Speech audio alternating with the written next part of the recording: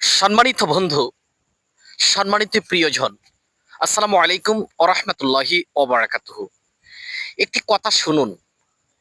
দেখুন, আমরা যখন জন্ম নিয়েছিলাম একটি সময় ছিল, তারও আগের কথা বলছি আমি। মানুষ জায়গা জমি যখন বিক্রি করতো না, মুখ দিয়ে বলতো আমাদের দাদার আমলে এই জমিটা তোমার হয়ে যেত।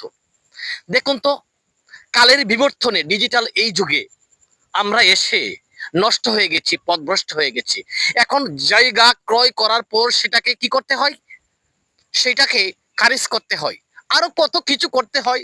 মানে ডিজিটাল চলে আসছে না, তার মানে আমাদের চরিত্র পথভ্রষ্ট হয়ে গেছে। এখন দলিল দিলেও, মানে দলিল দিয়েও কাজ করলে, খারিজ করলেও জমি টিকানো যায় না।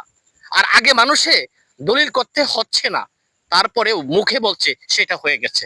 এখন সেই বিবেচনা, সেই বিবেক আপনাকে দিচ্ছি, বিচার করুন আপনি। ধন্যবাদ সবাইকে।